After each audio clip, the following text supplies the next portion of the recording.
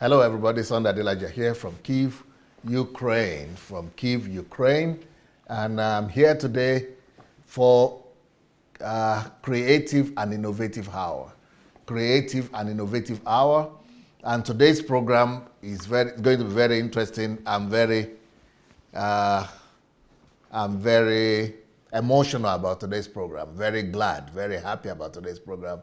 First of all, because I'm interviewing a young lady that is a go-getter, a great example for young Nigerians, and a brilliant girl that is showing the way in an area that you would not think is for young ladies. And she's excelling in it. And from the information that I got from her, it's like she's excelling in everything she does. And she is a brilliant, brilliant young girl. And but I've got to ask for you to excuse us because as charming and beautiful as she is, she doesn't have enough light for us to show you the best of her face. So the internet, I think it's just the internet connection back in Nigeria. However, I have another reason why I'm happy to present this lady to you, because her name is Angel Adelaja. And you know one Adelaja is talking to you already. So two Adelajas will be talking to you today. Lost families connected today on Facebook Live. So on YouTube Live, Facebook Live. So everybody, please go share the message today. Share. And the topic of today is the first container farming technology in Africa. The first container farming technology in Africa. Now, a lot has been said about Angel. Watch the video, of it. And I think I'm going to start with a video that BBC did on her. And my team actually dug up a few videos. Okay, there is one from BBC, one from CCTV, one from CNN, one from, just all over. So this girl is a high flyer and high flying lady, and she's doing so well for herself. And so I want us to see the video before I introduce the lady herself to you. So we are going to start with just 2 minutes video, but it will give you a good picture of what she's been doing. So inside these shipping containers, in the city of Abuja, Nigeria, entrepreneur Angel Adelaja has built a farm.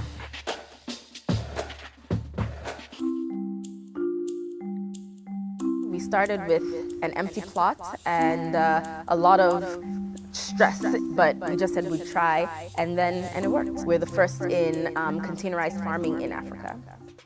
There are no fields or soil needed. The team is using hydroponics to grow leafy greens and luxury salads, using just nutrient-infused water and LED lights. But because of hydroponic farming, we're able to grow a variety of products that are not normally comfortable growing in Nigeria, and then we can grow them year-round, whether it's rainy season or dry season. This means better job security for her urban farmers, who are mainly young women. If our average age of a farmer in Nigeria is 60, then we need to do something. We need to get young people interested in agriculture. We need to make agriculture cool and fun. And there are plenty of waste shipping containers they can use to scale up. Nigeria is always importing a variety of different things. So you see containers everywhere. Most of the time, you see them even abandoned on the side of the road. And so why not also use them for growing our vegetables? The central location of the container farm reduces delivery times. And even though they're priced as luxury foods, the salads are still cheaper to buy than imported produce. But the team still faces challenges. We've experienced no electricity, no water. We've experienced having to train people from scratch. There are a lot of issues that we face, fuel scarcity and a variety of other things, but every day we seem to overcome. The aim really for us is to be able to show that on small pieces of land, you can still do sustainable urban farming.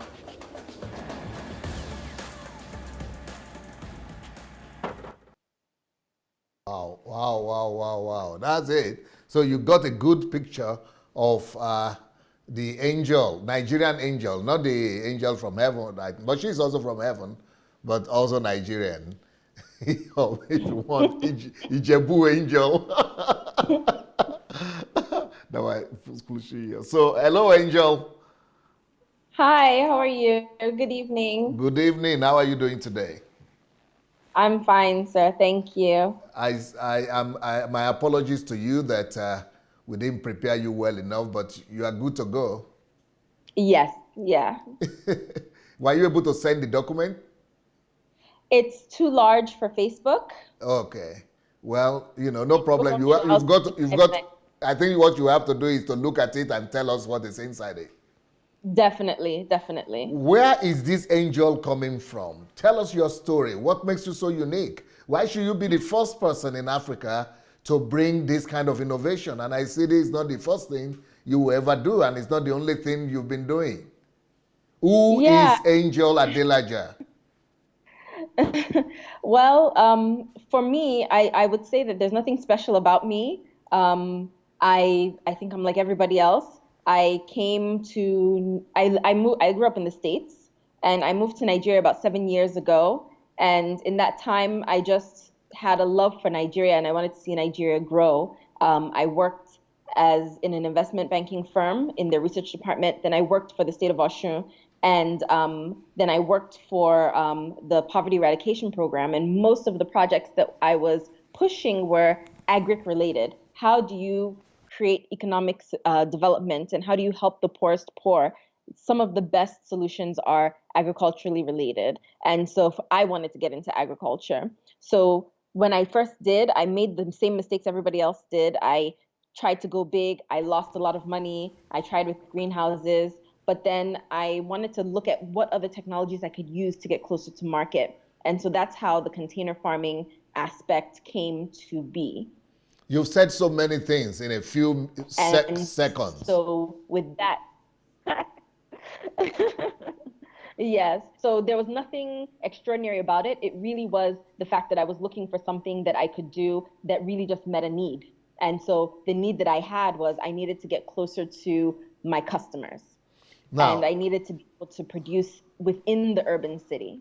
Now, okay, so we need to start all over again. So you were born in the US? Yes, sir. So in America, that is? I was born in the UK and I grew up in the US. Okay, from eight months of age. From what? From 8 months of age. Oh, okay. So you basically just grew up, born in the UK, but grew up in America. Now, yes. What qualified you to be able to do? Okay, so what did you study? Did you study anything? I studied biology. I studied biology for my bachelor's and epidemiology for my PhD. Wow. So you are a PhD holder as well? Yeah. You look 25. No. No. Okay. Thank you so much. Thank you. Well, you look good then if you have just given birth and you are still looking so nice. Well, so, but the question is, you finished your PhD and decided to move to Nigeria, or you are just visiting? How did that love come about? So I had visited about 2 or 3 times before, and I saw that Nigeria was a place where you could create opportunities, you could maybe start a business, you could make some money, you could help people. And the other big thing was that I saw that so many people needed help, and we always looked to development partners for that help, but we could look internally to ourselves. If a lot of people decided to return to Nigeria who were of Nigerian origin, and even people who are not of Nigerian origin but see an opportunity in Nigeria, private sector could grow Nigeria. And so I wanted to be part of that. And I moved back. I wanted to work as an epidemiologist, but I ultimately knew I wanted to do some sort of business. So even though I didn't find a job as an epidemiologist, I ended up finding a job in the research department of an investment banking firm called Chapel Hill Denham. And so I got my first taste of Nigeria then. And then from there, I realized... This investment banking was based in Osun State? It was based in Lagos. And Lagos was too tough for me.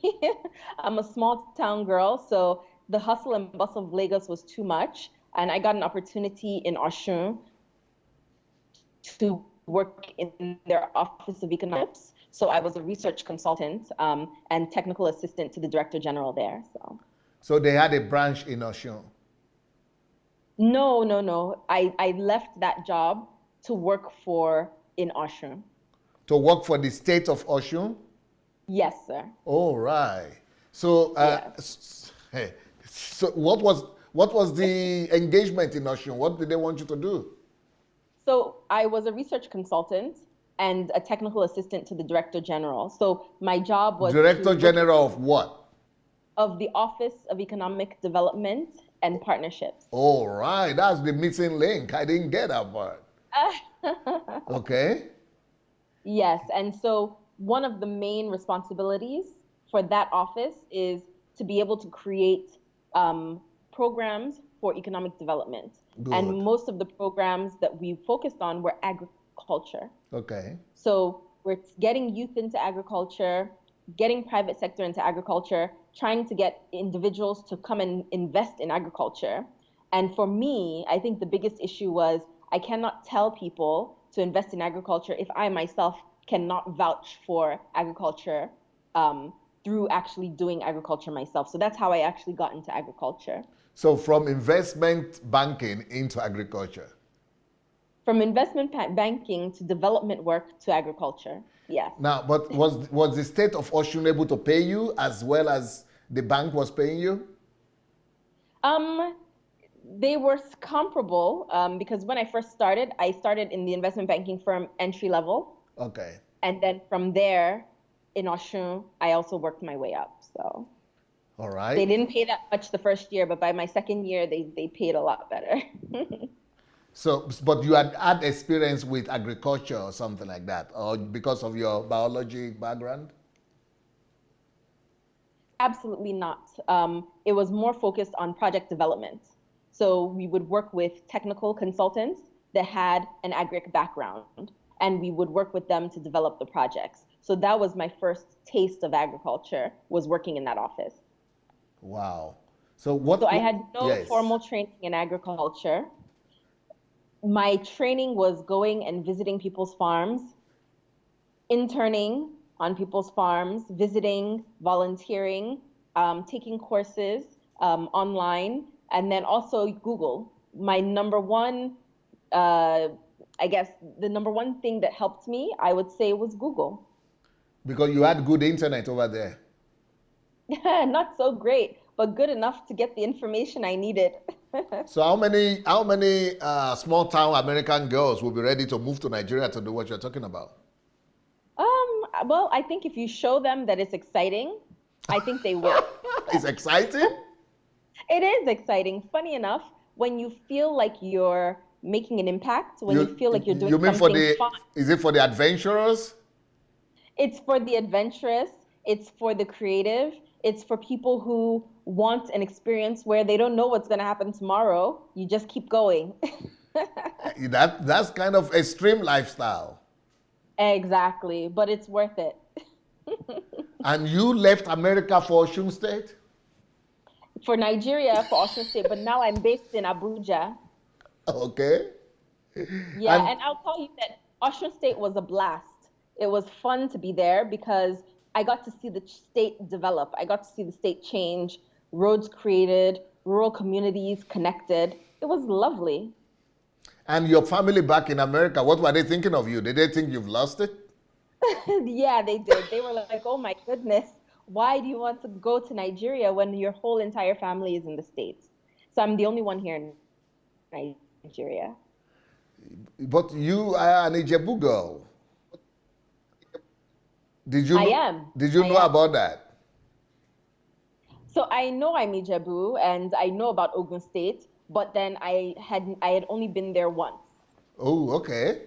Now I go all the time. You go there all the time now? Now, yes. So you're a Nigerian girl now? I am fully. Omo Ijebu. An Ijebu lady. Yeah. And you are surviving well in Nigeria? Yeah, I am. I live in Abuja now, and we have our urban farm here in Abuja. And so my family, my husband and my baby are here in Abuja. And what about all the things that Nigerians are complaining about? You know, there's one thing that they say in the US is think not what your country can do for you, but what you can do for your country. Nigeria has a lot of issues, I won't lie, but we can't wait for somebody else to build it for us. We can't wait for oil money to build it for us. We can't even wait for politicians. I think that if everybody finds the way that they can build the country, you'll see a lot more development. We shouldn't wait. Let's look for opportunities. Let's see what we can do. I mean, there are things that you're doing, sir, and those are things that impact young people and that give back to the country as well. So it's everybody needs to do something like that, do their part in helping to build the country. Beautiful. Now, what will you? I have a lot of people in the diaspora listening to us right now, and some are definitely considering moving back to Nigeria. Is that something you would recommend? I would say that a lot of people will say, oh, Nigeria is tough, Nigeria is stressful. It is. But if you really have a mind to make it here, you can. You find ways to resolve, just like most Nigerians, you make your own electricity. I have a solar inverter, you know, you have your borehole, you do the things that you can, but guess what? At the end of the day, I'm employing people, I'm creating jobs. There's a lot of things that I'm doing to help my country. So if you really are a patriotic Nigerian, yeah, try to move back. And if you can't move back, try to find ways to give back. I know there are young people who create funds where maybe 10 of them will put money in. And when they put their money in, they invest in young Nigerians. So there are different ways that people can create opportunities in Nigeria. And if your chance to come back and give back by being here on the ground, I would say do it. There are a lot of great jobs here. There are a lot of great opportunities here. Yeah. So how did you come about farming through containers? Now, we have it here in this country, not necessarily containers, but I have a lady in our church here that does farming in the balconies of a house. Yeah. Things like that. So, but how did you come about doing that then in containers? Absolutely. It was a crazy idea. We were really just looking for how to get closer to our customers. And I have a partner. He was originally my plumber. And it was your employer? He was my plumber. Plumber? Yes. Ooh, yes. Wow. And so I asked him, hey, I want to try building a hydroponic system. And we built a hydroponic system in my backyard. Okay. And then from there, I said, how could I do this at a bigger scale? And I thought of doing greenhouses in the city, but I couldn't get enough space to do it with greenhouses and still make the amount of produce that I would in the rural setting. So we were talking about how do we stack them? How do we go vertical? Because when you farm vertically, it means that in a space where you would plant one plant, you're planting multiple plants. Yeah. Because it's like 3D farming. Right. So, or maybe 4D. And so we talked about different ways in which we could stack. And then we saw containers everywhere, especially here in Abuja. We import so much with shipping containers into Nigeria that we have container offices. We have containers laying by the roadside. We use containers for everything. And so we said, let's try a container. And so we thought of what are the things that we need for container farming. And so we did our first prototype and it worked. So it was quite interesting. But how did you resolve the humidity solutions and the air and the heat solution and the nature and all that, air and heat and all that needed for germination? Exactly. So inside of our containers, we have an AC. We also have fans that flow in one direction. So the air comes in from one end and it blows out the other end. So who came up with that? Did you have some technologists working with you? No, it was just us. We just thought of everything, and all the information is online. So when you think about the things that you need, you can go online and you can search for what is optimum. And because they're organizations like MIT Open Ag, different organizations that have done similar but not quite the same thing, they show you information and data on what's the best optimum environment for plants. So what's the exact lighting your plant needs? What's the exact humidity that your plant needs? What's the exact nutrients that your plant needs? And then when you're able to control all of those variables, it's a science, and your plants can grow optimally. Beautiful, beautiful. So now, but you started looking for containers or what? Yeah, so we went and we bought containers from Julius Berger. Ooh. Yes, so we bought a 20-foot container, and that was our first test container. Yeah, tell us what happened next. Well, the biggest issue for us is we got a piece of land. I would love to show you Yes. a picture Yes. of how we started out. Good. The one you showed me the last time was clear enough. Was not bad. Let me show you now. Okay. Can you see this? I can't see it right now. You need to turn the screen. Oh, can you see this? I'm seeing you. Oh, you're seeing me. Yes, Oh, you need to shift the screen. can you see this now? Yeah, I see it now. So this is how we started. This is my backyard. And this was the first set of hydroponic systems that we built. Beautiful. Yeah, we are seeing it very well. It's very clear. Keep on telling Yes. us. So from there, we grew vegetables, and it took us about a month to grow our first set of veggies. Right. And then from there, I can we see decided- the word it works. It worked. yes, but it was too small, so we had to go bigger. Okay. And so from there, our second idea was the vertical farming. And so this is a prototype of our second idea. Can you see this? Yeah, yeah. And so it was a container farm. And so the whole concept of our container farm is using less land, less water, and less inputs. But still So being able this to is grow. container farm, 10 times less water. Does that mean 10 times less water?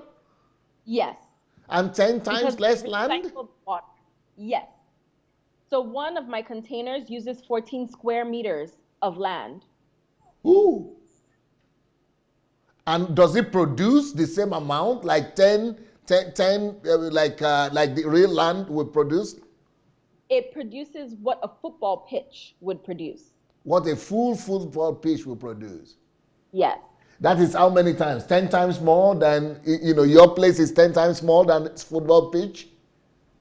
So my place, like one container takes 14 square meters. Right. So 14 square meters is growing what one football pitch would grow. One container Amazing. is growing what a football pitch would grow. Because you're just stacking the land on top of each other using vertical farming. How many stories? We can go up to 5 stories high, but in each container, we have 5 stories. And then this is even better because it's eco-friendly. Exactly, exactly. Keep on showing us more. You have more stuff there. So this was the land that we found, Okay. and this is how we started. We started building the container from here, Okay. and we kept building, Okay. and this was our first prototype. But how could they, were you from California or Philadelphia? From Philadelphia. How can the Philadelphia girl get her hands sore or dirty in this kind of environment? Absolutely. Yeah, I think I'm the same girl who went to Oshun. So I love trying things. And I think that to have an innovative mindset, sir, you have to be able to go to places that you've never been before. You have to be able to do things you've never done before. And you will be called to that thing and you'll succeed at it. Where other people don't want to get their hands dirty. They don't want to try something new. But when God is calling you to the things you are supposed to do, you have to hear it and you have to be open to going. So I know you know what that's like, and so many of us have to do that same thing. So. But this what we are seeing right now is still at your backyard, right? No, we actually rented a piece of land. In Abuja. Yes, and it was actually it was a land where they were throwing trash. And we cleared all the trash out. And we reclaimed the land. But and because we're growing, why should you even rent it? You are supposed to give you that for free because you are doing them so much good. We rented it as a good faith so that he wouldn't take the land back. So Okay. we signed an agreement. We gave him a token. We actually paid 200,000 naira for a year. Okay. And so we've extended that. We now have a 5-year long lease with him for that same amount. Good. Yes. And he's really bought into the vision of what it is that we're doing. Yeah, keep on going. I want to hear this more. This was my original team. We built a team. I can't see the team right now. Okay, I see them now. Yes. So this is Mr. F.A. He's the one that helped me in building the containers. He has 20 years at Julius Berger. Ooh. And then Mercy and Betty. Was he at Julius Berger as an engineer? Yes, he does plumbing work. So all their waterways, any type of construction Yeah. where they plumbing, he oversees those teams. Yes. Beautiful. And then you were talking about another girl? Yes, Mercy and Betty, they were from Jos and they hadn't had any experience doing this. And so we had to teach them and train them how to do hydroponic farming. Good. And so now they teach others how to do hydroponics as well. Excellent. And so this was, you can see here, our first produce from the container. And we had poor packaging, no fence, no water, no kitchen, no branding. Ooh. But we kept going. So we started bringing more containers. So that's Mr. F.A. Yes. Bringing more containers. We put up a fence on the space. Wow. And then we used bamboo as a sustainable fence because there were houses coming up in the area and they use bamboo for scaffolding. And when they're done, they throw them away. So we would go to the different construction sites and collect bamboo. And we put up a chicken house. And on the land, we were doing chickens. We were doing the hydroponic farming. we were doing fish as well. So I'll show you. This was our first office container where the arrow is pointing to. You are versatile, huh? And we put up an artist helped to design this for us. And then from there, we put up a borehole and we had our own water source. Before that, we would get water from these guys who are called Marwa. They have a wheelbarrow and they bring you water. My God. And it's so water efficient that they would bring us gallons of water and we would recycle that. That's the water that would be used for the entire growth cycle of those vegetables. You are teaching us right here how to survive in Nigeria. Yes. So instead of the water going into the ground, because it's a closed system, the water goes through the pipes and then it goes back to the reservoir and then it goes through the pipes. Are you serious? Yes. So with outdoor farming, it's just a waste of water. It goes into the ground. But with hydroponic farming, you save your water. So it's a closed system. It keeps on going. Exactly. And this was our first kitchen. We used our revenue to create this kitchen. But it wasn't good enough for us to get some of the customers that we wanted to. So we also started doing chicken. We also started doing fish. Wow. But to get the market that we needed to change some things. So this was our vegetables growing inside the container. You can see us with our produce. But how are you sure that you are going to be able to sell all this? We got customers ahead of time.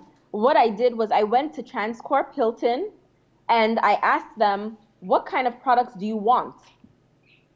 And their director of operations told us, he brought his chef in and he told us, these are the kind of things that we need. And so I started growing the things that they said that they wanted. that they found Oh. had difficulty getting from Nigeria. These are things that they would fly in to the country. We also went to some other grocery stores, and we saw on their shelves they had bagged salad mixes from Germany, from other countries, and they told us that yes, they import those things, but they want to be able to get it from in the country. And so I knew I couldn't provide to transport right away. I'm so sorry, my baby is. I think he Good. wants to. Congratulations, my dear. Thank you. So we knew we couldn't sell to Transcorp Hilton right away. We needed to start from somewhere. So we went to small cafes and small grocery stores to ask them if they would take what it is that we produce. And so they did. So our first customer was Dunes, which is a grocery store. And we provided them with our produce because we could do it in small quantities in the beginning. Right. And so even as we were going, we had setbacks. Our office burnt. All of our equipment burnt. You know, all of our seeds, everything. My And God. we had to start over again.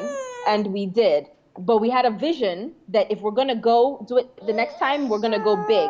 And this is the plan that we're working with right now. 150 acres. Worth of produce on Wow. 1,000 square meters of land. 1,000 square meter of land. Is what we have, and we're able to produce 150 acres worth of produce. So that's our goal. Okay, so you have 1,000 square meter of land and you are producing as for 150 acres. Our goal is to produce for 150 acres. Right now we're producing for, let's say, about 4 football pitches worth.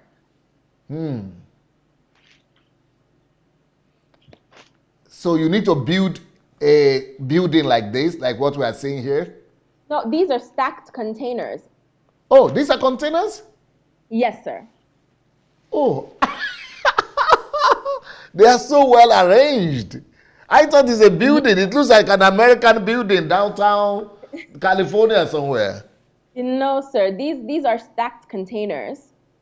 And so you can see the kitchen here, the office here, the containers here, with greenhouses on the side, and the fish here in the back with the chicken house. So this is what we are working towards, and I'll show you, this is the progress that we've been making. So you can see we have many more containers. Wow. And so we just cut off the doors of the shipping containers. And this was, we made a kitchen out of containers as well. So this is the work that it took. And this is the kitchen. Ooh. So everything that we did it ourselves. What a girl. You are a lioness. And this is our new produce. This is to show how it looks now compared to the old packaging that we had before. And we hope to even improve it more. Wow. So you can see our microgreens, our lettuce, our tomatoes. And then we also and everything is organic. Exactly, exactly. So you can see our outdoor farming as well. So wherever we're not having containers, we're using the land. So we want to maximize the yield of that land. So as we go upwards with containers, then we also go over with containers as well. And so as we'll continue to add containers, we'll use less and less and less land. No way. You are a lioness. You are just an Amazon. Thank you so much, sir. Wow. So the whole concept is that everybody can farm, women, laborers, and youth. And you are a young mother controlling all this. Yes, sir. And so we don't want a situation where people, like this is Mercy. This is how Mercy first started with us.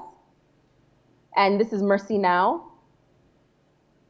Wow. She's now a businessman, a business lady, a tech farmer. And so this is the team. This was in our old kitchen before we moved into the new kitchen. So you can see we have more women working for us than men, actually. What's plant? What is that plant? What is that? This is wheatgrass, but we also do animal fodder and other things as well. So when it comes to cattle ranching, this kind of technology can be used for cattle ranching. So the whole herdsman farmer crisis can be resolved with issues like this. You are a solution bank. You can see here the girls washing in the kitchen. They're having fun. They're not stressing themselves as much. And then these are our salad mixes. So people order from us, we grow, we deliver, and they eat it because we also wash it, triple wash it, fresh for them to eat. So just like you can buy salad mixes in the store. Do you do that? Do you do salad mixes and sell to the stores? Yes, sir. Yes, sir. And they could just get them. Wow. So you open it and put it in your bowl. You don't actually even have to wash it because we've pre-washed for you. Wow. But I think you've gone beyond the original stores that you wanted to sell for. Yes. We some hotels buy from us, more stores buy from us, cafes buy from us, quite a few restaurants in Abuja buy from us. No, you are a go-getter, I'll tell you. Thank you, sir. So this is what they call matep? Keke Exactly. So we use them for delivery. Beautiful. So we put our produce in the back and we use them for delivery. Yeah, it's like Domino in America, yeah? They do this kind of cars and use them to... Exactly. It's small. It doesn't waste as much. Portable, no go slow. Exactly. Yeah. Exactly. And so we can be at our customer to our customers within 5 to 30 minutes, depending on how close they are to us. Here you go, speedy delivery. Yes. And so this is our product on the shelf in one of the grocery stores in which we were at. Wow. And you can see pictures of us on the shelf in different stores. Beautiful. And so we do farmers markets.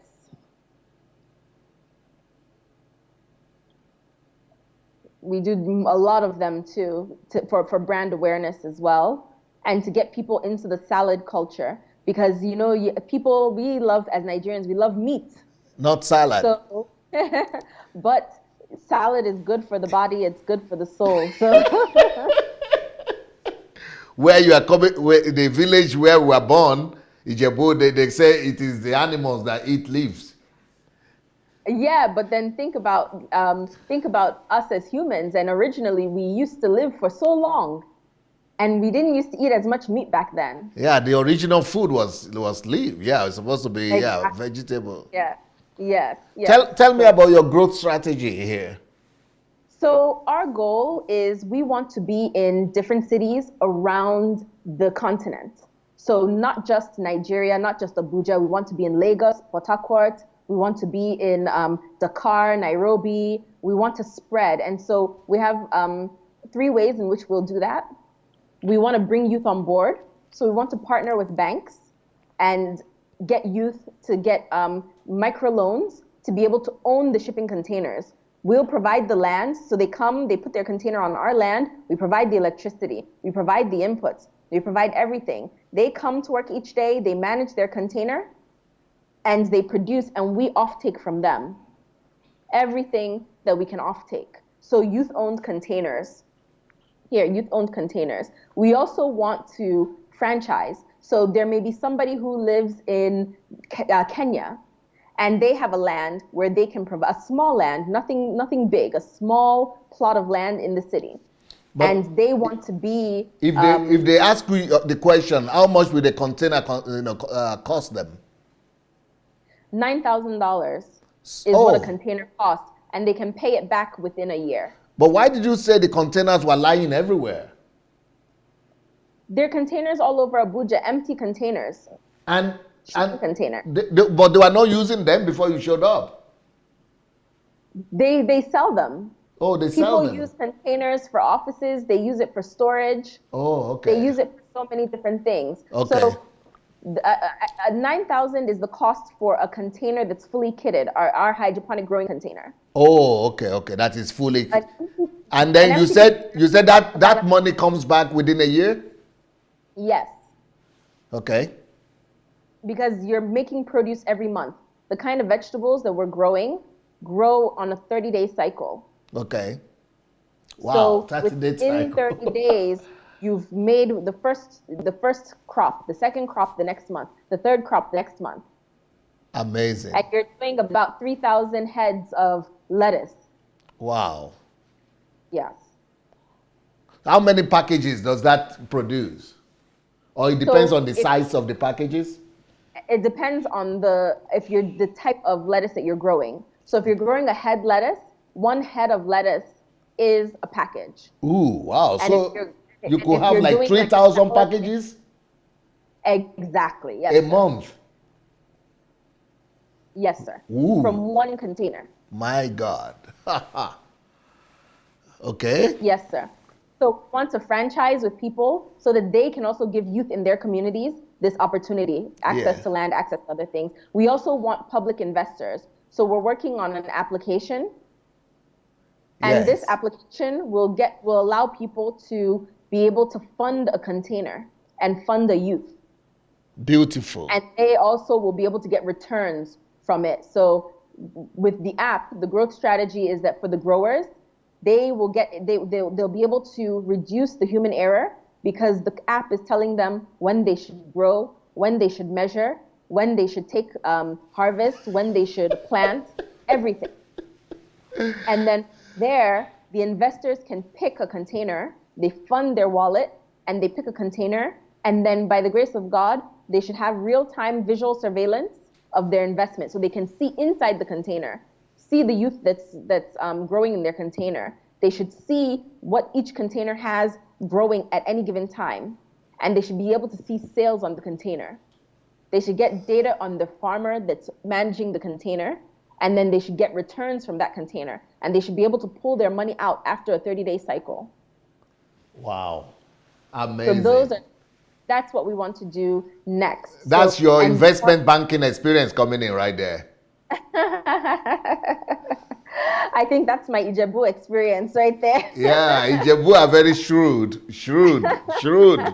Ijebu people. Yes, sir. And I think that with something like this, it'll be good because then youth can have, because some of the biggest issues that youth say is they don't have access to funds. Yes. They don't have access to land. They don't have access to so many different things. And so if we're providing them land and we're able to help with guaranteeing and de-risking agriculture, we're able to then say to them, hey, why don't you come on board, bring a container fully kitted for you, you start growing. And How long does everything it take? How long does it take you to prepare a farmer? The training period. The training period, we do a 1 month internship training, but by 3-4 months, they should be well versed on how to manage the container farm. So would they need to come and stay in Abuja for that period of 4 months or 1 month? So they can start operating the container right away after the first 1 month training, right? They can learn in a series of days. At the end of a month, they should be pretty good at it. And after 3-4 months, they should be able to handle it on their own without much supervision. Good. Okay, we're here. And so these are some of my team members. They work with me, work for me, and with me. And so I want to be able to create jobs, especially for women. Like most of the girls that have worked with me were either working as nannies, they were working as house helps, they were working as cleaners, things like that. And so with what we're doing, they're getting more pay, they're getting better opportunities. And I want them also to become business owners as well. Let them learn this, let them be able to make enough money where they can go back to school. They can invest in something bigger so that this is just a stepping stool for something more. So that for me, that's where I see my innovation taking place. That's what I want to do. Grooming people, producing leaders. Yes, sir. Wow, brilliant. Amazing. Thank you, sir. Thank you. Brilliant. Sir. Just brilliant. Just incredibly brilliant. Can you see me, sir? Yeah, I see you now. Wonderful. This is, so are you trying to teach the Nigerian government how to create job now? I leave government to government and private sector to private sector. This is one of the things I want to encourage in Nigeria. I wrote 2 books. One of them says, stop looking for a job. Yes. And the other one says, why losing your job is the best thing that could happen to you. And the whole concept of those books are for people to be more entrepreneurial in their thinking. Because what I see that people do in Nigeria is going looking for a job all the time. But you are just bringing it out in simple terms and in practical terms. Yes. The question is, how can you become an employer of labor? How can you create opportunities for other young youth? And so we want this to be something that becomes viral. Well, let me just say a few words to our viewers. And for all the people watching us, I'm sure some of you might have been challenged so much that you might want to call into the program and maybe contribute or ask some questions, or just, you might want to just, call in to tell us your feelings and your thoughts about what you've been seeing and hearing so far. So please, the way to call into the program is to go to Facebook Messenger. So go to your Facebook Messenger, and when you get there, look for Move Agents. Move Agents, one word, Move Agents. And then you write to us and say you want to call or you want to contribute. Then we call you back. Now, going back to our hero today, Angel, what's your dream for Nigeria, for yourself, and for the future? Honestly, for me, I moved to Nigeria because I want my kids to inherit Nigeria. I want all of our children to be able to inherit Nigeria. I wouldn't come and raise my child in this country if not that I saw that there's a vision for this country. I feel that Nigeria can be a place where opportunities abound, where young people, because we're so smart.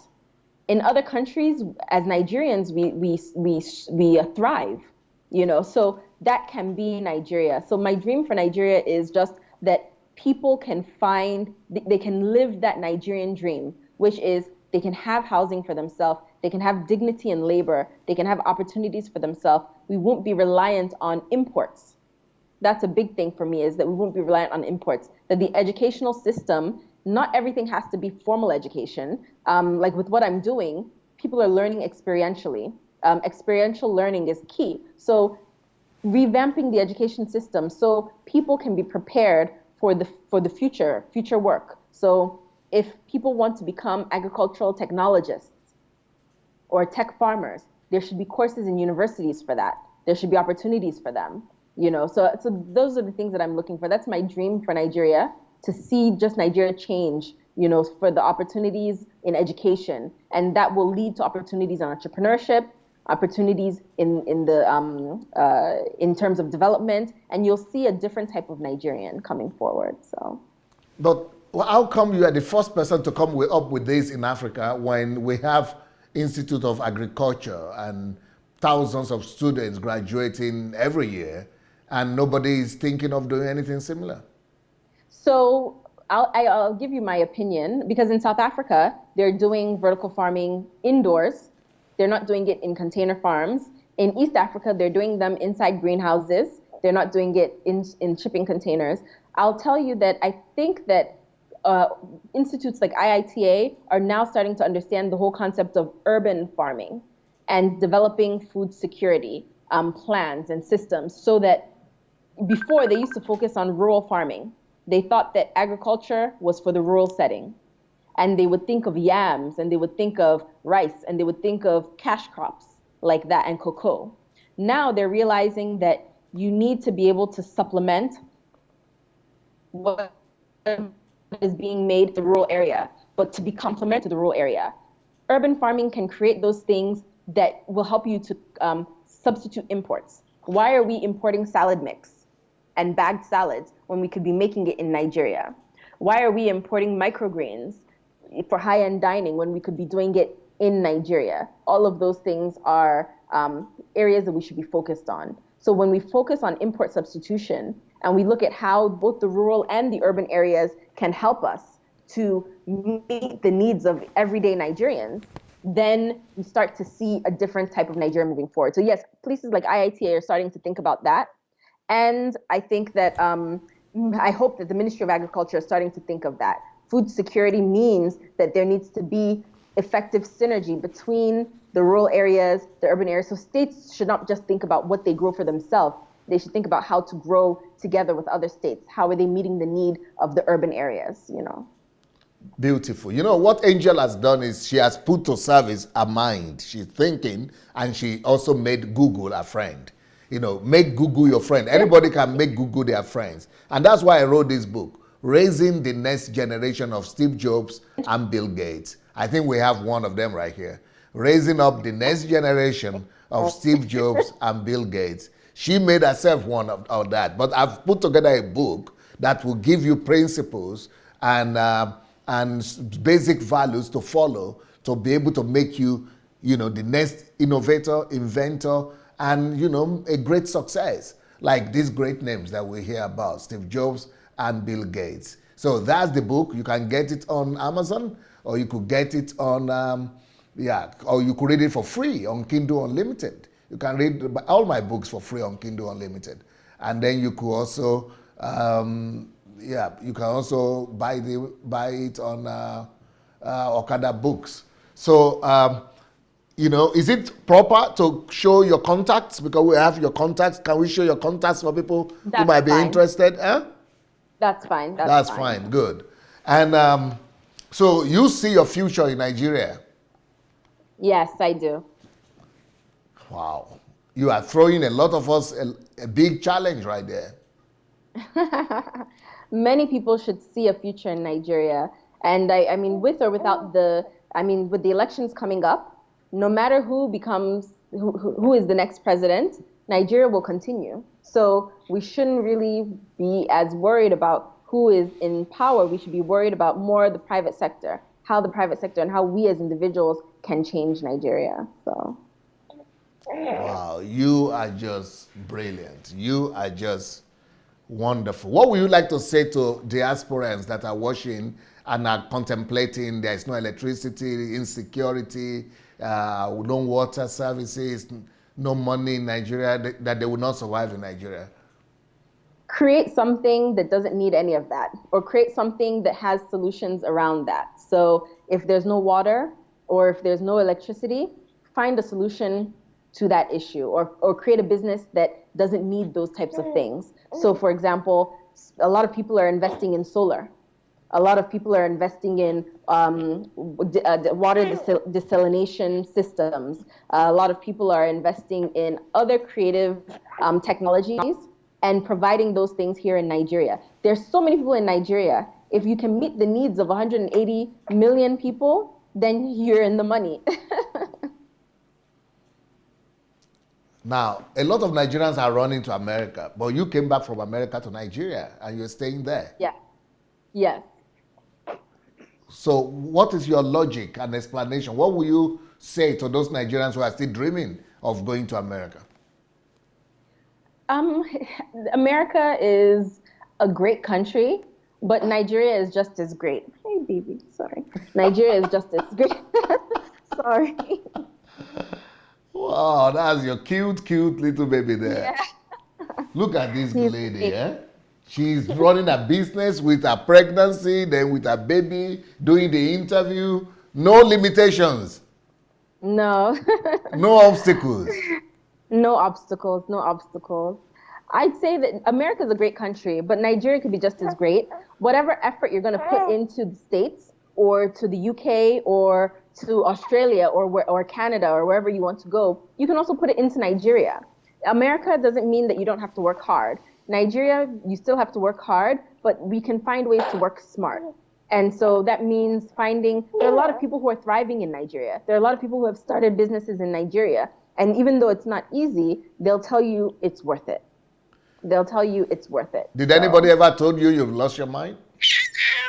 You know, you look crazy until it works. And when it works, they call you genius. That's what I'm calling you now. I'm still working on that, sir. I'm still working on that. We're still working on it. And we still face a lot of challenges. I'll tell you, for example, you know, we had the fire on the farm. We've had the FCDA knock down our fence and take 5 meters of our land because they now want to do a road. And so they, through eminent domain, took 5 meters inward of our land, and that ate into our cold storage, it ate into our kitchen, and we had to rebuild. So there's a lot of challenges that we do face, but I think the number one thing is persistence. I don't think that Steve Jobs, for example, Steve Jobs, he was voted out of Apple. And I think he went on to create Pixar or so, you know, but guess what? He came back to Apple. He had many more challenges than that. I've written all of them in my book. Exactly. So everybody should read that, and they should know that nothing comes easy, but when it comes, it's worth it. And so you will face challenges, but if you know that that thing is for you, you face it with a smile, you face it with a song in your heart, and you keep going. And ultimately, it will be worth it. It will be worth it. A lot of people are wondering if Nigeria will ever work. I believe it will. I've cast my lot here. I've invested so much here, and I believe it will. It has to. It has to. And so it will only work if we make it work. If we're running away, there's no way that this country, the good Nigerians running away means that we're only left with the bottom of the barrel, the bad apples. So the good apple, let's find a way to remove the bad apples and keep the good apples in the country. You know, I think that's, and the other thing is, you don't want the bad apples to infect the other good apples. You want people who have a good heart towards Nigeria, people who have good opportunities and ideas for Nigeria, you want them to spread those things. So a Nigerian who knows that they're a good and patriotic Nigerian and that they have something to add to the country, don't go to another country. Don't add your value there. Stick with it here in Nigeria. An opportunity will come. I'll tell you that things are changing. It's not easy, it's not simple, but we do have success stories here in Nigeria. For example, my aunt, she created a restaurant, and now it's very, very popular, and she sweat to create it, and she's so successful now. Is that in Abuja as well? It's in Lagos. It's called Sweet Sensations. Sweet Sensations. Oh yeah, that's been a while. It's been there for a while. And she started from scratch. Yeah, I know about Sweet Sensation. Yeah, it's very popular there in Lagos. And so it's people like that. There are also other restaurants. There's also other bakeries and other... Shout out to Ijebus, right? Yes, exactly. You'll see people who have from nothing started apps, and you look at the new Silicon Valley in Yaba. The Nigerians in the tech industry. Yes. And these young gentlemen... That's another Nigerian who was in the US and came back. Yes. So, and a lot of them who stayed in Nigeria, a lot of them who grew up in Nigeria and went to University of Ife or University of Ibadan or University of Lagos, and they created something wonderful. You pronounce that Ibadan very well. It's like, do you speak Yoruba or what? I'm learning. I'm getting there. Wow. I'm getting... Now, tell me what's happened, because the first time I came across you was a film that I saw either on CNN or Al Jazeera or something like that, or BBC. And I will probably go ahead and show that film right now. And a video, yes? And I want you to tell us what began to happen to you, to your life, after that video came out. And because, you know, they were showing you broad daylight. You know, this is Angel Adelaja How did that change your life? And then I began to see all of that news, international news media, carrying the news and the information about, celebrating your success. But of course, they will not show us the pain and the rigors that you have to go through to get there. Exactly. But we saw the Yeah. result, and we like the result. Thank you, sir. Thank you. So I'm going to show that video now. It's another 2 minutes video, and then you will come back to you for you to tell us what that did to your business and to you as a person. So now that your material. When Angel Adelaja went looking for a space for her agro-based startup in Abuja, she had to think creatively, converting an unused car lot into a farm with recycled shipping containers. In an urban setting, you can still produce, you can still be productive. Young people, you may not have access to so much land, you may not be able to own a piece of land, you may not be able to invest so much money into agriculture, but in the little space that you have, you can actually do something. So that's what we're trying to do here. And with the use of technology, you can do so much more. It's a productive use of the space. We farm using hydroponics inside our shipping containers, and our containers have our pipes, it has our fan systems, and we have our plants grow inside these. We put medium inside, and then our plants will grow. They'll grow roots, and when you put it in, it's able to grow over 3,000 heads of vegetables. We have a pump over there, and that pump circulates the water. So the water that you start at the beginning of the month is the water that you keep at the end of the month. And so you've been able to conserve water, you've been able to conserve land, and you have premium veggies kind of like these that we have here. Under these controlled conditions, the farmers use fewer pesticides. Companies like Fresh Direct farm year-round in these shipping containers, and under the right environment, a grower can go from seeds to selling produce within weeks. One container farm can produce up to 30,000 heads of marketable leafy vegetables a year, the growing power of 2 acres of farmland. Alongside these stacks of high-tech towers, a more traditional greenhouse is being built using locally sourced material. I don't think that container can use to farm something inside, but I've learned a lot because it produces a lot of kale and different vegetables inside.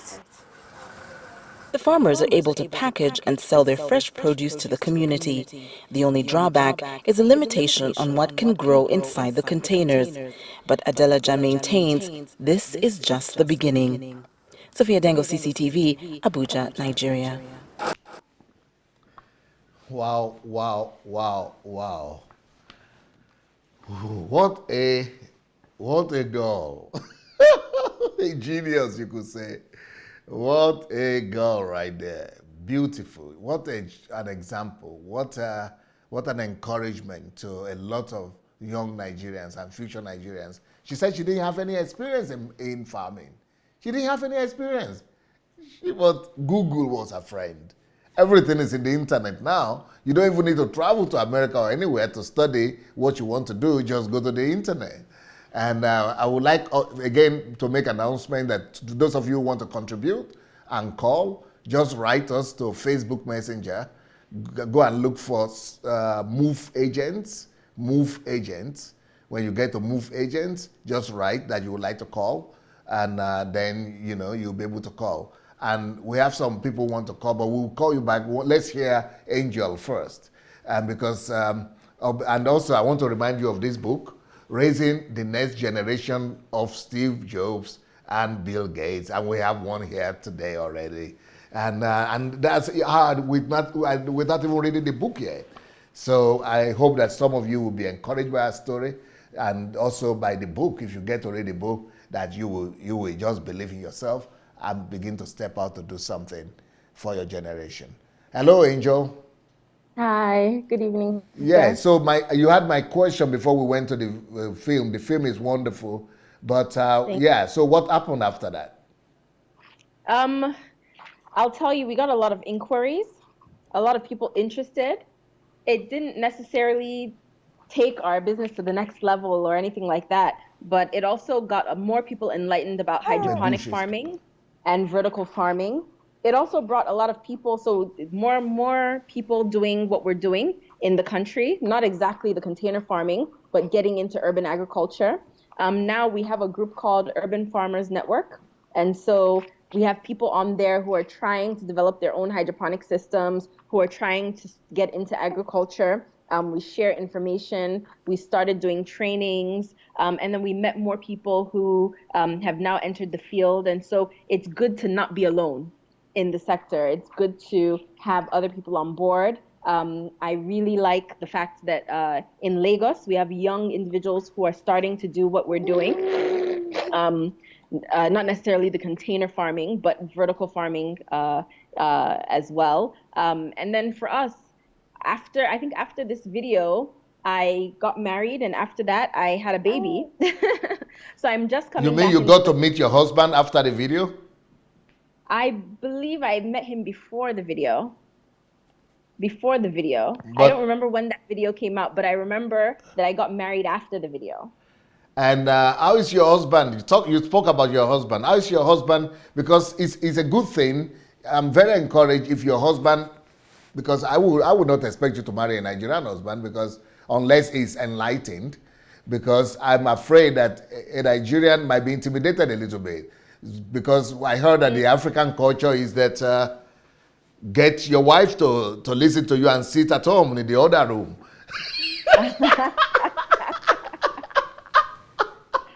I would have to say that our generation is, I think we're different. I hope we're different. I would say that people are now looking for the person who can be their best friend. They're looking for people who can provide companionship for each other, and that you're teammates. So you're both working, you're both adding value. You're both adding value. Bless you, bless so you, sorry. bless you. No, take care of. Let me be. I will just let you take care of her a little bit of him, right? He's okay. He's okay. We're both adding value, and you want to build something together. So I think this generation, they decide to get married when they want to add value to each other, and when they want to add value together to something greater. And you'll see them getting married later and later, because until they find that right person that fits into their vision for themselves, and they see a joint vision together, they don't want to do it. Is your husband a diasporan as well, or he's been in Nigeria? So he's grew up in Nigeria, and then he went to university in the States, and then he returned to Nigeria 2 years ago. Beautiful, beautiful. So you could kind of communicate and speak the same language.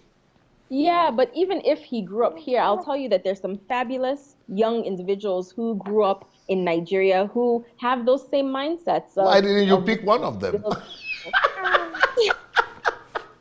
They didn't pick me. Okay, they didn't pick me. Yeah. I'm not picked me. So. They have to pick you, right? Yeah. Beautiful. I'm so happy, and I'm encouraged by that. I'm encouraged by that because what I see here, even in the diaspora, is that a lot of Nigerians have conflicts and they struggle with their partners, and basically, this is just because of traditional settings that says woman is supposed to obey her, woman obey her husband, which is not bad, but what people don't know is that scripture that says women should obey their husbands, that is in verse 22 of Ephesians chapter 5. But before you go to verse 22, you've got to pass through verse 21. And in verse 22, it says women should obey their husbands, but in verse 21, nobody seems to remember what it says there. And what it says in verse 21, before verse 22, it says, obey one another. So men should obey their wives, and the women should obey their husbands. Mutual obedience before the lady now takes the final decision. Before the man takes the final decision in verse 22, if there is a conflict or if there is an argument. That's when the woman now steps back and allows the husband to take the decision. So it's totally different from the way people have presented it to be. The way people have presented it to be is, you are just a wife, okay? Go to the other room. Let's hear what Angel has to say about that. I was not hearing you. Now we are going to put on your voice. Oh, okay. Yes, what were you saying?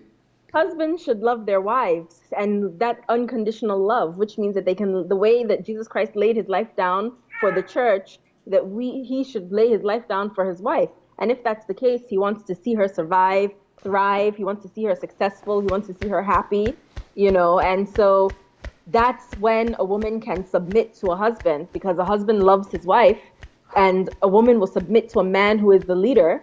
And being a leader doesn't mean being tough. It means being loving. It means leading by example. It means being the head spiritually, being the head emotionally, being the head in all aspects, and her trusting that the direction that he's going is the direction that she feels comfortable going in. And that's when you give him the driver's seat, because you're submitting, So, I think for women in business and women who are professional women, it's really, really important to have a husband who is not intimidated by what you're doing, is not afraid of what you're doing, but loves to see your success and loves to see you, because you're adding value to him. He's the head of the household always. He's the head of in general, but you're his support. You're his right hand. You're there to give a helping hand, and so he should appreciate that.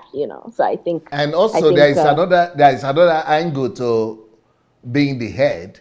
If you are going to combine that with what Jesus said, to be the head means to be the least, to be the servant, to be the first means to be the slave. So for you to be the first, you must be last. So Jesus saying that we should be the head means we should actually be the chief servant. We should be the prime minister, the prime servant, the prime slave in the family. So it's not about commanding, but it's about service, actually. Yes, living a life of service. Right. Well, I think some people want to call us right now. I'm going to, okay. We are going to switch from you, Imutiru Itam. We're going to allow you to take care of the little baby. And then we are going to be receiving some calls now. We just have about 10 more minutes to go. So your beautiful son will be able to have the mama with him for himself right now soon. So we have a caller. Hello.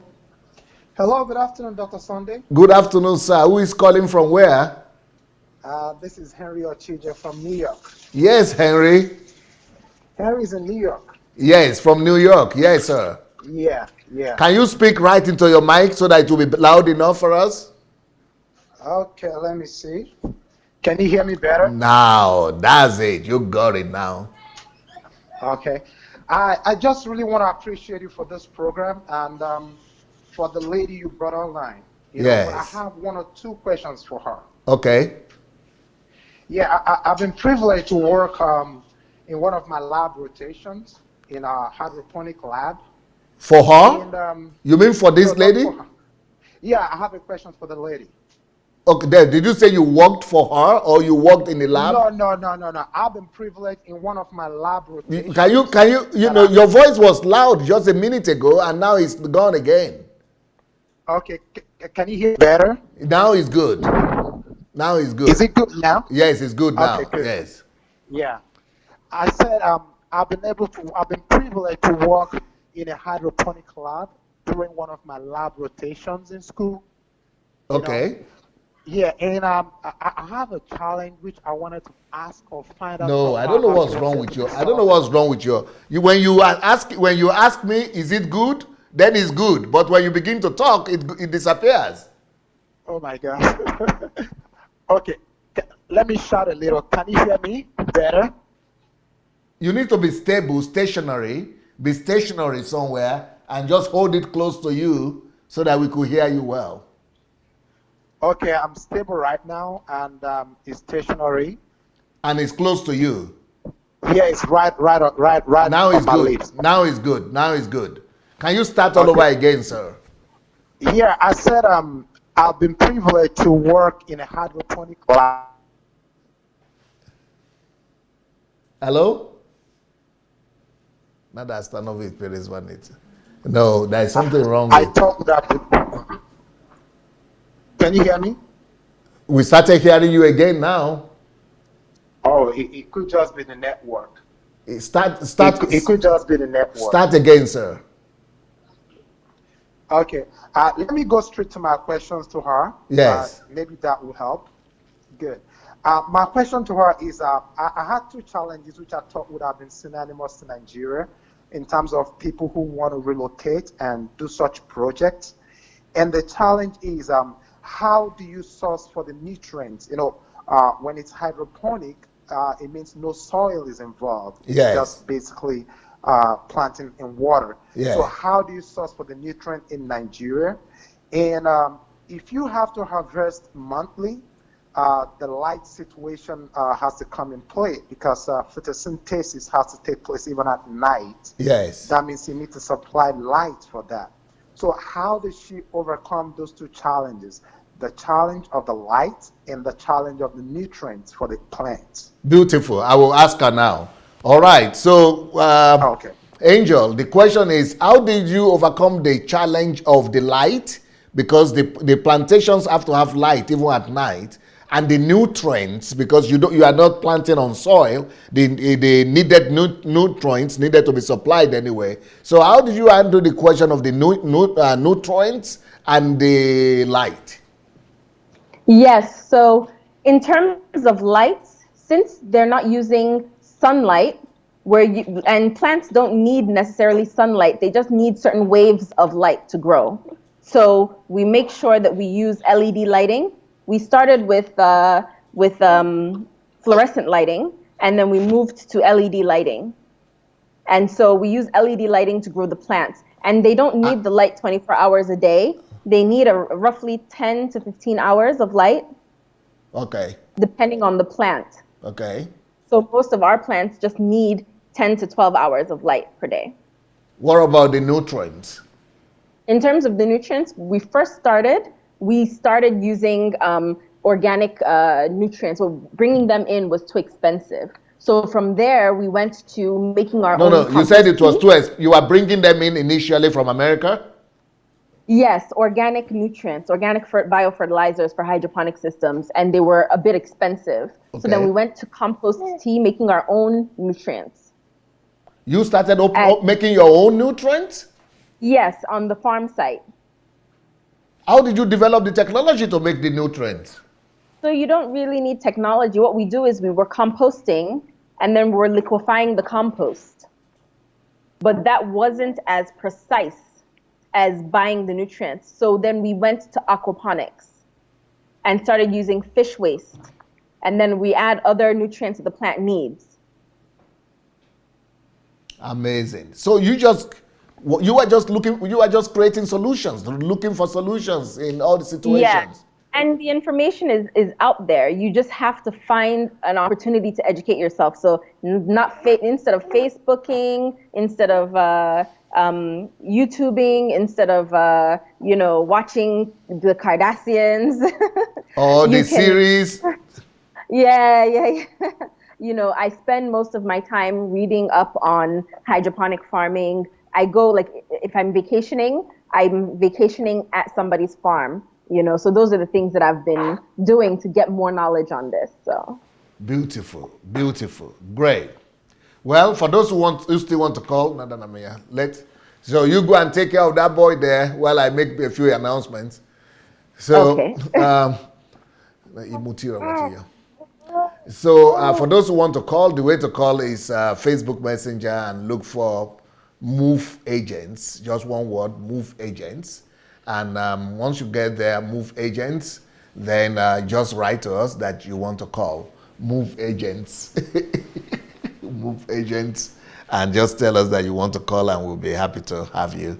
And the book that will really help you to start out in whatsoever dimension you want to move is this book here, raising up the next generation of Steve Jobs. The next billionaires will come from Africa and they will be Christians. And that's why I wrote these books. The next billionaires will be Africans and Christians. So that's why I wrote the book, Raising Up the Next Generation of Steve Jobs and Bill Gates. I think we have a caller right now. Hello?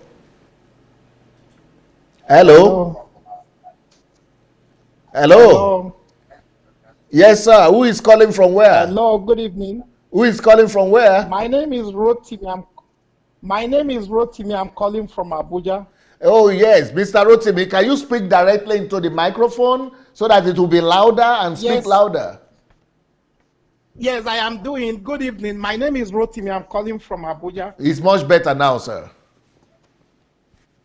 Yes. Let me start by appreciating you, Sir Dr. Sunday Adelaja, for bringing on Adelaja Angel on this program. Thank you.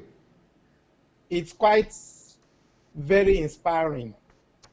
And I hope that our GOs in Nigeria will learn that rather than teaching people to go and take the non-existing job, these are the type of opportunities that we should be encouraging in our churches. Yeah. That said, I wanted to find out from her. I run a school in Abuja. I wanted to find out the possibility of us coming to our farm on an excursion with our students to see if they could learn this practice of agriculture. Oh, that's exactly what she said. She needs that. She wanted that. She says she needs young people to come and learn. They want to teach young people. That's a dream. Begushi Strucker. Yes. Now, you know, we currently don't have a contact. No, so our maybe contacts, we can help our us in contacts, displaying our contact. Our contacts are on the screen. If you watching Well, me, I haven't seen our contact. okay, we are going to, our contacts will be shown now. So when you are going to watch it again, you make sure you share the video. Once you share the video, you will see all our contacts on our contact is on the screen right now. Thank you very much, Dr. Sunday Adelaja. Yes. Thank you very much, Dr. Sunday Adelaja. God bless you really good. Thank you, Mr. Rotimi. Thank you, sir. Thank you so very much. Blessings. I'm seeing our contact now. Thank you. Yes, thank you, sir. Thank you so much. Thank you. I would like to ask Angel, but I think she already answered that question. And the question is, can they bring young people? Because he runs a school in Abuja, the same city where Angel is. So he wants to bring his students, like on an excursion, to come and see what you are doing and maybe to be encouraged to go into this kind of business as well. So, Angel, are you hearing me? I'm sorry. I'm sorry. Can you come back again? Yes, I heard his question. Okay. And my answer is absolutely. I'd been away for 7 months, and in that time, I got so many requests from schools and different organizations that want to come and do tours. And of course, because I wasn't there, it was difficult to get them for the tours. But now that I'm back, we're going to be doing trainings, and we're going to be doing tours on the farm space. So I actually look forward to hearing from him so that we can set up times for the youth to come. We've done them in the past, and the kids really enjoy it. Yeah, they enjoy it. The kids really enjoy it because they can actually taste the vegetables, they can see what's going on, and it's a different way to engage in agriculture. So we will be taking excursions, we will be doing trainings, so they should please follow us on our Facebook, follow us on our Instagram and our Twitter, so that when the trainings are set, they can come for the trainings. Brilliant, brilliant. Okay, you got the answer. And for other people who want to call, just go to Facebook Messenger.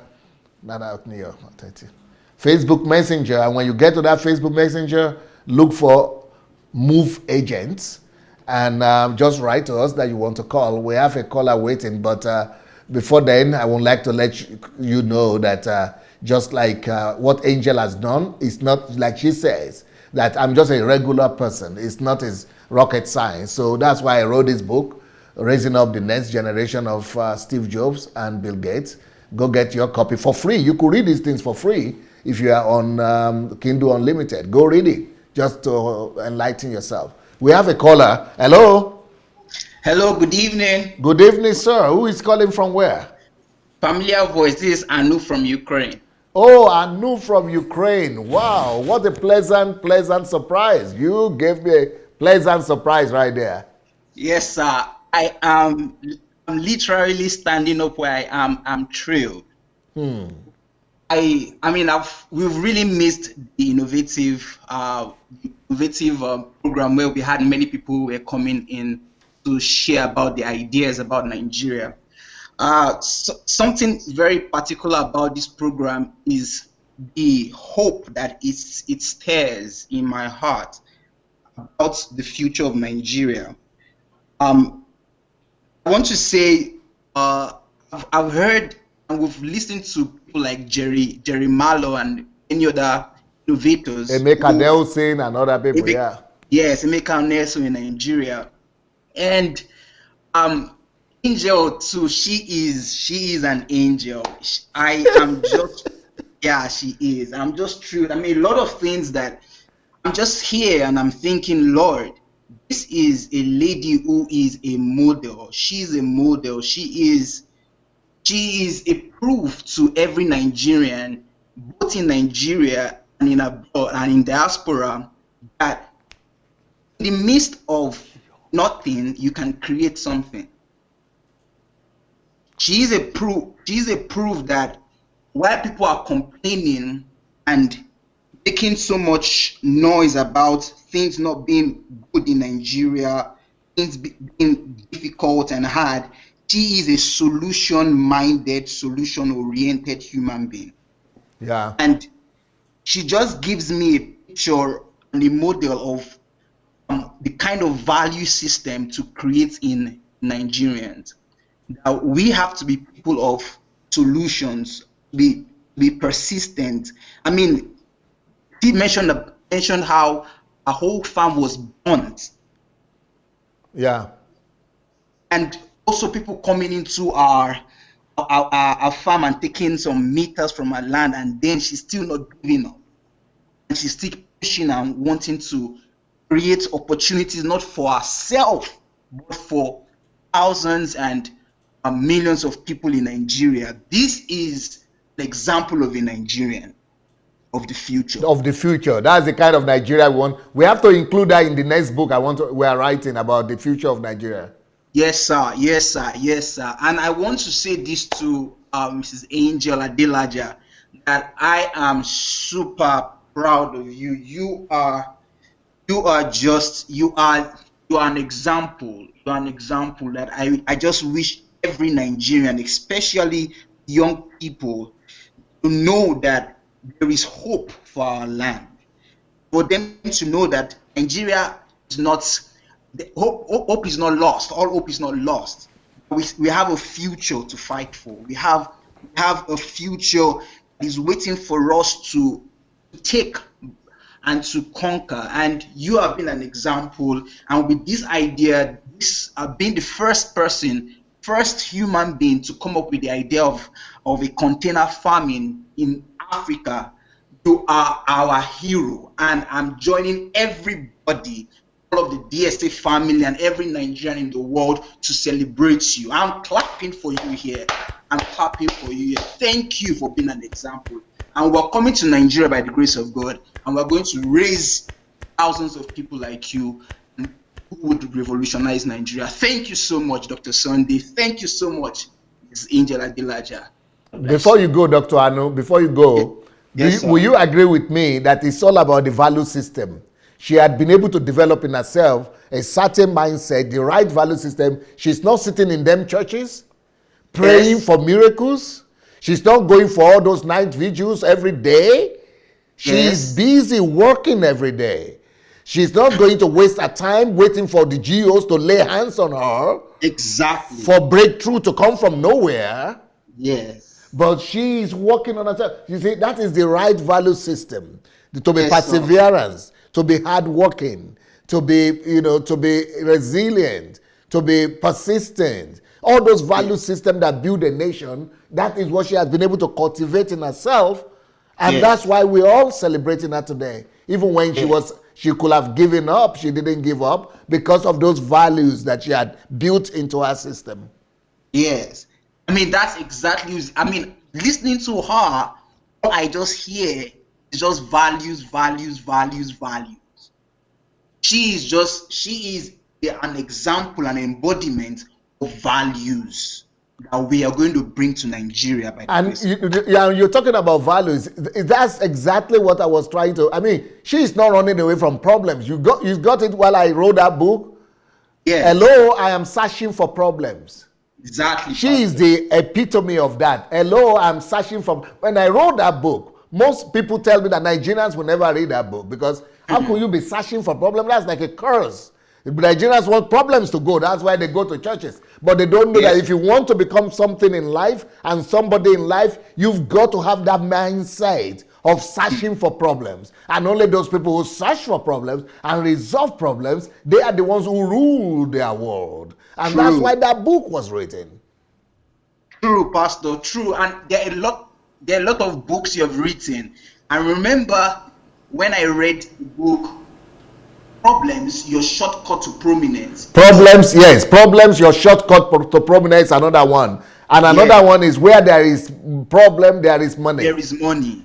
Those are the kind of books that will equip the youth and Nigerians to become go-getters and problem solvers. Tell me what you said you felt when you read that book. So, Dr. Sunday, when I read that book, Problems, Your Shortcut to Prominence, I just knew that my future is not in any place apart from Nigeria. Do you know why? Because I know that my country is filled with problems. I know, I discovered that it will take me more of my effort and struggle to gain prominence in any other country or any other continent than my African continent. Why? Because people they've done their job already in the West, in the UK, in the US, everywhere. But back in my country, because of our mindset, which you have described, is a mindset of running away from problems or praying to God to solve our problems. We have a heap load of problems waiting there for me to come and solve in Nigeria. So, by the grace of God, I mean, well, I'm working on myself, just like what she said. She worked on herself. She made Google her best friend. I'm working on myself, and I know that when we land in Nigeria, all the problems that they are there, prominence will be looking for us and be chasing us like they say, it's you I'm looking for. Yes. Because we have discovered that problems is a shortcut to prominence. Yes. Wow. So, thank you so much, DSA. I would like to give other people the opportunities to call.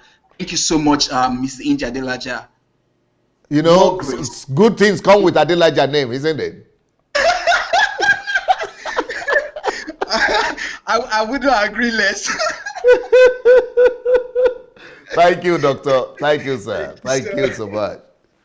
Okay, that's Dr. Anu right there. And, you know, you cannot agree less. That's the right thing. And please look for those books on problems. I actually have a series. Somebody called me today and she just discovered, from Nigeria too, she just discovered my series on crisis, problems, troubles, and adversities. And she said, wow, you have a series, a video series, 34 videos, just talking about how to turn crisis and, you know, adversities into your stepping stone. And she said, this is not the normal approach in Nigeria. People rather want to pray to God to get rid of problems. But, you know, they don't know that that's some of the greatest things God could bring their way. Yes, Zwana. I think we have a caller right here. Hello? Hello, DSA. Do we have a caller here? Hello? Yes. Yes. Hello. Who is that, man? This is Mabel Chinwe from California, DSA. Mabel Chinwe, can you speak right into your microphone because your voice is very faint? Oh my God, I am. Now Can it's you hear good. me now? Yes, now it's better. Okay. Respect the DSAs. Respect, respect, respect. I bless the day the Adelajas were born in this land. I bless God. I bless God. DSA, I am so proud of that lady Adelaja. Can you hear me? Yeah, you are doing better, but make it closer. Oh my God. Now it's good. Now it's good. Just keep it It's that good way. now? Keep it that way. Is it good now? Yes. Okay. That lady Adelaja got the position of the women. I am so proud. Women, I hail you all over there. Yes. Thank you, lady, for bringing us out. Yes. Adelaja, DSA, that is your version. Another HMT in Abuja. Another HMT from Lady Adelaja in Abuja. Yes. I am so happy. I am so proud of being part of this family. I don't have much to say, but to tell you that I am. You are shouting out. You are shouting out for Angel Adelaja. Yes, yes. Angel Adelaja with another version of HMT Abuja version. Yes. We are so proud of her. Now the GO, I'm so happy she's not part of the GOs. She's She not. is part of the Adelajas. She's part of the Adelaja. She's not part of the GOs. Problems over all the world. Look at what that young lady is doing there. I am so proud. I am so proud. Women, shout out to all the women. I have nothing much to say, just to we shout out to all the women. Thank you. Again, DSA. I said we shout out to all the women. Yes. She got our portion. She got our part. She brought us out. We are so happy. You see, because we are multipliers, you see what she's multiplying? Yes. She is bringing it in millions. Yes. Thank you so much, DSA. Thank you, ma'am. Bye, everybody. Thank you, Love Mabel. Thank you so much. Thank you so much. Now let's go back to Angel to say the last word to us. Our time is over. Our time is over right now. Let's hear what she has to say before we let her go. Before I go, I need to come back for another program in the next 15 minutes. So let's close this one and, let's hear the final word from Angel. Hello, Angel. I'm here. Hello. Yes, sir. Can you hear me? Yeah, I hear you now. Wonderful. As a last word, I need to harp back on what the gentleman that called, I think from Ukraine, said. Yes. That was even inspirational to me as well. There's something you said, which was living a life of service. You said that people should serve. Yeah. And I think as Nigerians, we need to serve. We need to serve each other. We need to serve those that we can. You are right. We cannot be looking for the answer in church when God has given us all of those answers in his word. And he's told us to use our talents to go forth and be fruitful. And fruitful is not just in having children. It's not just in getting married, but it's in adding value to this society, And so I'm grateful to you, sir, because you are actually living that life of service. You are giving opportunities to youth. You're giving information to youth on how to make it, how to become the next Steve Jobs, the next Bill Gates. You're helping people, you're helping businesses, you're helping young ones. And I think that more Nigerians need to take that step. I think that everybody who wants to come back to serve. Come back to add value, and I want to serve more, and I want to see how I can be how I can be helpful to more people. And so I'm really inspired by what you're doing with DSA. And how you're promoting innovation. How many pastors are promoting being the solution? When God has said you have talents, that means you're already the solution. How many pastors are promoting that? So preach it, girl. Preach, girl. You're doing, sir. I am so happy with what you're doing, sir, and it's inspired me to keep going. Some days you get tired, but this has been an inspiration to me as well, sir. Thank you so much. Thank you. Mutiru. Beautiful. Thank you so much. Go and take care of that boy right now. And say greetings to your husband as well. I will. Thank God you bless. so much. Bye.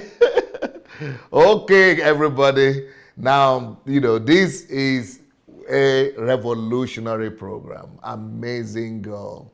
I mean, amazing lady. New generation of Nigerians are rising up, and she's not even waiting for anybody to help her or waiting for money. She's creating everything she needs all by herself. So I want to use this opportunity to invite all of you to, if you have innovations and you are creating, this program is about innovation and creativity. So if you are creative and innovative and you want to come up on board and present yourself or what you are doing for Africa, for Nigeria, just write to me in my inbox on Facebook and we'll get back to you. But for those of you who still want to start, get my books for free. Go to Facebook message. Go to Kindle Unlimited. Go read these books. They will expand your mind. Or go to YouTube and look for my channels, Dr. Sandra Adelaja on YouTube. They will just spread you out.